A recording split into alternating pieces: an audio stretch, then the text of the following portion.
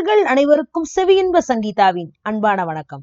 சிவகாமி சபதத்தின் பாகம் 3 49ஆம் அத்தியாயம் பிக்ஷுவின் வருகை.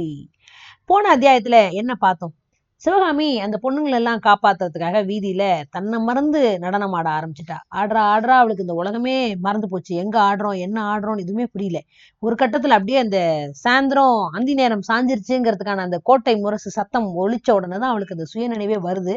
அப்ப சுத்தி பாக்குறா, தன்னை சுத்தி இத்தனை பேர் நின்று வேடிக்கை பார்த்துட்டு இருக்கிறாங்க. அதுலயும் இந்த பல்லவ நாட்டு பெண்களும் அங்க அடிப்பட்ட அந்த புருஷர்கள் எல்லாரும் இவளை நன்றியோட பாக்குறத பார்த்துட்டு எதுவுமே பேசாம போய் பல்லக்குல போய் ஏறிக்கிறா. சுக்லபட்சத்து பிரதமையில் சிவகாமி வாதாபி நகரோட நாற்சந்தியில நடனம் ஆட ஆரம்பிச்சுட்டா. சுக்லபட்சம் முடிஞ்சு கிருஷ்ணபட்சமும் வந்துருச்சு. கிருஷ்ணபட்சமும் முடிஞ்சு திரும்பியும் சுக்லபட்சம் வந்துருச்சு. சிவகாமியோட வீதி நடனம் மட்டும் நடந்துகிட்டே இருக்கு. தளபதி விருபாக்ஷன் நடன அரங்கத்தை அடிக்கடி மாத்திக்கிட்டே இருக்கான். வாதாபி நகரோட முக்கியமான நாற்சந்திகளை ஒன்னொன்னா அவன் தேர்ந்தெடுத்து அங்கங்க கொண்டு போய் தமிழகத்து பொண்ணுங்களையும் அந்த புருஷர்களையும் நிறுத்துறான். சிவகாமியும் அங்கங்க போய் நடனம் ஆடுறா. அந்த காட்சியை பார்க்கறதுக்கு தினந்தோறும் வாதாபி மக்கள் பெரும் திரளா கூடிடுறாங்க. இந்த ஸ்திரீகளும் அந்த புருஷர்களும் சின்ன சின்ன குழந்தைகளும் திரண்டு வந்துட்டாங்க. அரசாங்க அதிகாரிகள் ரதம் ஏறி வராங்க. அந்த புறத்து ராணிகளும் சேடிகளும் பல்லக்கில் ஏறி வராங்க. புலிகேசி சக்கரவர்த்தி காஞ்சியிலேருந்து சிறைப்பிடித்து கொண்டு வந்த நாட்டிய பெண் வாதாபி நகரோட வீதியில நடனம் ஆடுறாங்கிற செய்தி எங்கெங்கோ பரவுது. அதோட பயனா அக்கம்பக்கத்து ஊர்கள்ல இருந்துலாம் ஜனங்க மேற்படி காட்சியை பார்க்கறதுக்கு திரண்டு வந்துட்டாங்க. தூரங்கள்ல இருந்துலாம் ஜனங்கள் வர ஆரம்பிக்கிறாங்க. இதுக்கு தேசமெங்கும் நாலா திசைகளிலும் இத பத்தியே பேச்சா இருக்குது. சிவகாமியோட விஷயத்துல வாதாபி ஜனங்களோட மனோபாவம் முதல்ல ஒரு விதமா இருந்தது. போக போக அவங்களோட மனோபாவம் வேற விதமா மாறிடுச்சு. முதல்ல அந்த அற்புத நடனத்தை பார்த்துட்டு வாதாபி மக்கள் எப்படி பிரமிச்சு போனாங்க. ஆஹா, இப்படியும் ஒரு அற்புத கலை இருக்குமா அப்படின்னு ஆச்சரியப்பட்டாங்க. ஊரை விட்டுட்டு, உற்றாரங்களை விட்டுட்டு, சொந்த நாடை விட்டுட்டு, நகரத்தை விட்டுட்டு தூரதேசம் வந்திருக்கிற அந்த கலை செல்வி கிட்ட அவங்களுக்கு ஒரு அன்பும் ஆதரவும் ஒரு பச்சாதாபமும் ஏற்பட்டுச்சு. அவங்கள பலர் சிவகாமியோட வார்த்தையாட விரும்புனாங்க, அதாவது பேச விரும்புறாங்க. தங்களோட ஆச்சரியத்தையும் மதிப்பையும் அன்பையும் அபிமானத்தையும் வெளியிட விரும்புறாங்க. அவ இருக்கிற அந்த மாளிகைக்கு போய் அவளோட சிநேகம் வச்சுக்க ஆசைப்பட்டாங்க. அவங்கவுங்களோட தன்னோட வீட்டுக்கு அவளை அழைச்சிட்டு போய் உபசரிக்கணும்னு ஆசைப்பட்டாங்க. ஆனா வாதாபி ஜனங்களோட அந்த சிநேக மனப்பான்மை சிவகாமியோட உள்ளத்துல எந்த விதமான எதிரொலியும் உண்டாக்கவே இல்லை. நடனம் ஆடும்போது ஏற்பட்ட கிளர்ச்சிக்கு அப்புறம் இயற்கையா தோன்ற சோர்வும் ஏற்கனவே குடிக்கொண்டிருந்த மனக்கசப்பும் சேர்ந்து சிவகாமி அவங்களோட முகம் கொடுத்து பேச முடியாம செஞ்சுட்டு வந்துருச்சு. நாளாக அந்த தமிழகத்து நடன பெண் ரொம்ப கர்வகாரிங்கிற செய்தி நாடு நகரம் எல்லாம் பரவிருச்சு. ஆரம்பத்துல ஏற்பட்டிருந்த அபிமானம் அனுதாபம் எல்லாம் வெறுப்பும் பரிகாசமுமா அவங்களுக்கு மாறி போச்சு. சிவகாமி வரும்போதும் போகும்போது ஜனங்கள் அவளை பத்தி பரிகாசமா பேசுறதும் கிண்டல் கேலி பண்றதும் அதிகமாயிட்டே இருச்சு. சிவகாமியோட நடனத்தை அற்புத கலை, ஆஹா அப்படி இப்படின்னு அவளை பாராட்டிட்டு வந்த அதே ஜனங்க கொஞ்ச நாளைக்கெல்லாம் பைத்தியக்காரியோட கூத்துன்னு சொல்ல ஆரம்பிச்சுட்டாங்க. சிவகாமி சிவிகையில போகும்போது சின்னவங்களும் அந்த குழந்தைங்களும் அவளை வந்து பின்னாடி ஊழையிட்டுட்டே துரத்திட்டு ஓட ஆரம்பிச்சுட்டாங்க. சில சமயம் மண்ணை கூட அவன் மேல வீசி எறிய ஆரம்பிச்சுட்டாங்க. இதெல்லாம் சிவகாமி கொஞ்சம் கூட பொருட்படுத்தல. அவளோட நெஞ்சில் அப்படியே வைரம் பாஞ்சிருந்தது. அசைக்க முடியாத ஒரு உறுதி அவ மனசுல ஏற்பட்டிருந்தது. புகழையும் இகழையும் பாராட்டையும் நிந்தனையும் ஒன்னா கருதுற மனோநிலை வந்து சிவகாமிக்கு வந்துருச்சு. கடவுளோட அழைப்பு எதிர்பார்த்துக்கிட்டு அந்த பூவுலகத்துல தாமரை இலை தண்ணீர் போல் வாழ்றதுக்கு முற்றும் துறந்த ஞானி எப்படி தயாரா இருப்பாரோ அந்த மாதிரி மனநிலைக்கு சிவகாமி ஆளாயிட்டா.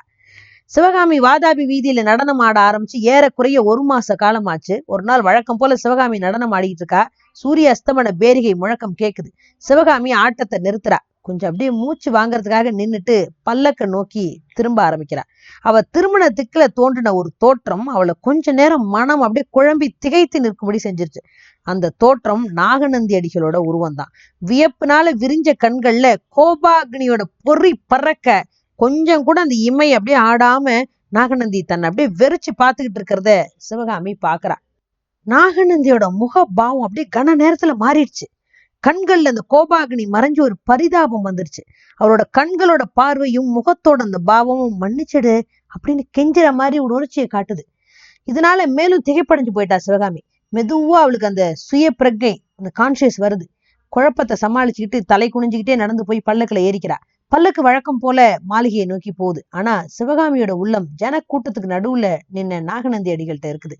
இந்த புத்த பிக்ஷு யாரு? வேடம் பூண்ட வாதாபி சக்கரவர்த்தி தானா? உருவம் அப்படியே இருக்கு, ஆனா கண்களோட தோற்றத்திலையும் முகபாவத்திலையும் எவ்வளவு வித்தியாசம். உணர்ச்சிங்கிறதே இல்லாத கல் நெஞ்ச அப்படியே பிரதிபலிக்கிற புலிகேசியோட முகத்துக்கும் கனிவும் இரக்கமும், அடே அப்பா, அந்த கலை பரவசமும் ததும்புற பிக்ஷுவோட முகத்துக்கும் எவ்வளவு வித்தியாசம் இல்ல. பிக்ஷுவோட தோற்றம் சிவகாமிக்கு பல்லவ நாட்டையும் அரண்ய வீட்டையும் ஞாபகப்படுத்துது. அந்த காலத்து வாழ்வெல்லாம் ஞாபகம் வருது. ஆனா எத்தனை யுகம் யாகிட்ட மாதிரி இருக்கு தெரியுமா அப்படின்னு அப்படியே மனசு பாவம் கடந்து தவிக்குது அந்த பொண்ணுக்கு. மாளிகை அடைஞ்சப்புறமும் சிவகாமியோட உள்ளம் வழக்கமான அமைதியை அடையவே இல்லை. ஏதோ ஒரு ஆவல், அர்த்தமில்லாத பரபரப்பு மனசுல குடிக்கொண்டிருக்கு. அவளுடைய உள்ளம் அப்படி யாரை எதிர்பார்த்து காத்துட்டு இருக்கு? அவளுடைய கண்கள் யாரை எதிர்பார்த்து அந்த மாதிரி அடிக்கடி வாசல் பக்கம் பார்த்துக்கிட்டே இருக்கு? நாகநந்தி பிக்ஷுவையா? ராத்திரி ஒரு ஜாமம் முடியிற நேரத்துல நாகநந்தி அந்த மாளிகைக்குள்ள நுழையிறாரு. சிவகாமியோட கண்கள்ல தோன்றின ஒளியும் அவளுடைய முகபாவமும் புக்த பிக்ஷுவை தான் எதிர்பார்த்துட்டு இருக்காங்கிறத நமக்கே உணர்த்துது. அந்த கண்கள்ல எவ்வளவு ஒரு எதிர்பார்ப்பு பாருங்களேன். நாகநந்தியும் சிவகாமியும் ஒருத்தர் முகத்தை ஒருத்தர் அப்படியே ஏறிட்டு பாக்குறாங்க. அவங்களோட கண்களோட தீக்ஷண்யம் ஒருத்தருடைய இதய அந்தரங்கத்தை இன்னொருத்தர் ஊடுருவி பார்க்க முயற்சி பண்றதா தெரியுது. கொஞ்ச நேரம் அந்த மாளிகையில மௌனமே குடிக்கொண்டிருக்கு. ரெண்டு பேரும் பேசவே இல்லை. மௌனத்தை கலைச்சுக்கிட்டு பிக்ஷுவோட தழுதழுத்த குரல், சிவகாமி என்னை மன்னிச்சிடு அப்படின்னு சொல்றாரு. இப்போ என்ன நடக்கும்? எதுக்காக நாகநந்தி சிவகாமி கிட்ட மன்னிப்பு கேட்கிறாரு? சரி, நாகநந்தி கேட்கிற மன்னிப்ப சிவகாமி கொடுக்க போறாளா? 1.5 மாசம் ஆயிடுச்சு இவ நாட்டியம் ஆட ஆரம்பிச்சு அப்படின்னா, இவளை தேடிக்கிட்டு புறப்பட்டாங்களே காஞ்சிபுரத்துல இருந்து மாமல்லர், பரஞ்சோதி, அந்த ஒரு கூட்டம், அவங்க எல்லாம் என்ன ஆனாங்க? ஏன் இன்னும் வந்து சேரல? சிவகாமியோட கதியை பார்த்தா ரொம்ப பரிதாபமா இருக்கு. இந்த பொண்ணுக்கு இதான் கதியா? மேற்கொண்டு என்ன நடக்க போகுது? இதெல்லாம் ரொம்ப பரபரப்பா போயிட்டு இருக்கிறத அடுத்தடுத்த அத்தியாயங்கள் தெரிஞ்சுக்கணும்னா செவி இன்பத்துக்கு சப்ஸ்கிரைப் பண்ணிக்கோங்க. யூடியூப் சேனலை சப்ஸ்கிரைப் பண்ணிக்கோங்க.